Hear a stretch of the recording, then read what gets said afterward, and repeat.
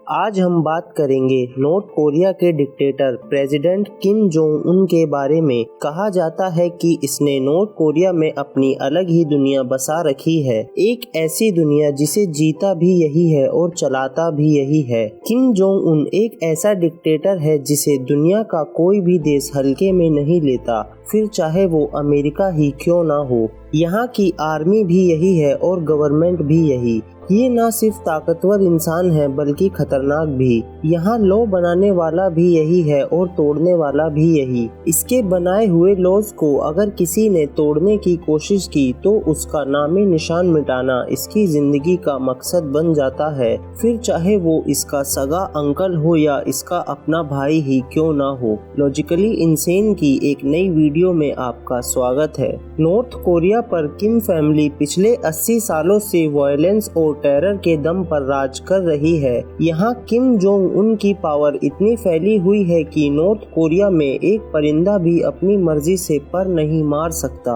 यहाँ सिर्फ पैसा उनके ही पास है जो प्रेसिडेंट के साथ खड़े हैं। लोकल पॉपुलेशन को कंट्रोल में रखने के लिए उनको गुलाम बनाकर काम करवाया जाता है और अगर किसी ने गलती से भी आवाज उठाने की कोशिश की या प्रेसिडेंट के खिलाफ एक शब्द भी बोला तो इसकी सजा मौत से भी बढ़कर है। यही वजह है कि नॉर्थ कोरिया में 60% लोग गरीबी में रहते हैं। यहाँ रोड्स हैं लेकिन उस पर गाड़ियाँ नहीं चलती क्योंकि लोगों के पास कार खरीदने के पैसे ही नहीं है। यहाँ ना तो फेसबुक है, ना व्हाट्सएप और ना ही यूट्यूब। सोशल मीडिया का तो यहाँ कोई कॉन्सेप्ट ही नहीं है, यानी यहाँ इंटरनेट की डेफिनेशन ही अलग है। वैसे तो यहाँ कोई टूरिस्ट जाना पसंद ही नहीं करता, लेकिन अगर कोई फिर भी जाना चाहे तो नॉर्थ कोरिया में एंटर होने से पहले उसकी कड़ी जांच और चेकिंग की जाती है। टूरिस्ट के पास फोन में एक फोटो तक चेक की जाती है। नॉर्थ कोरिया का बुरा इमेज अगर किसी फोटो में पाया गया तो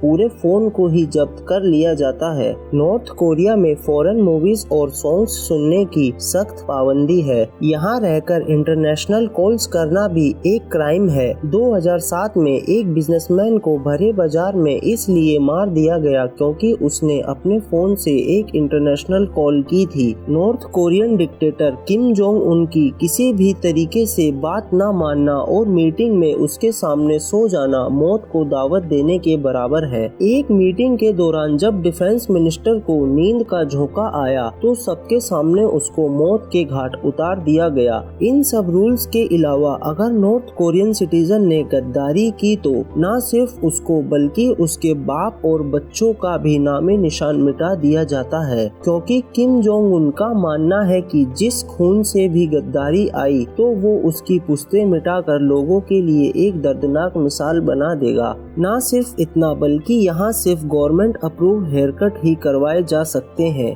और यहाँ खेली जाने वाली गेम्स में भी इनके अपने ही रूल्स होते हैं। नॉर्थ कोरिया में किसी भी रिलीजन की पूजा करने की परमिशन नहीं है। अगर किसी के पास किसी भी रिलीजन की बुक या एक पेज भी मिला तो उसको कड़ी सजा से गुजरना पड़ता है। यूँ समझ लिया जाए कि नॉर्थ कोरिया दुनिया का सबसे बड़ा जेल है तो ये भी गलत नहीं होगा और इस जेल से निकलना सिर्फ मुश्किल ही नहीं बल्कि नामुमकिन है। नॉर्थ कोरिया वो देश है जहाँ से भागना पूरी तरह से नामुमकिन है। ये सारी बातें जानकर हम सबके दिमाग में एक ही सवाल उठता है कि आखिर किम जोंग उन या उसके बाप दादा ने इतनी सख्ती क्यों कर रखी है। इस सवाल का सीधा सीधा जवाब है पावर। जी हाँ, जब कोई डिक्टेटर अपने लोगों पर जुल्म करता है तो उसको अच्छी तरह पता होता है कि अगर मैंने अपने लोगों पर से अपना डर हटा दिया तो सबसे पहले वो मेरे तख्त को उखाड़ फेंकेंगे। यही वजह है कि किम जोंग उन अपने बाप दादा के फुट स्टेप्स को फॉलो कर रहा है।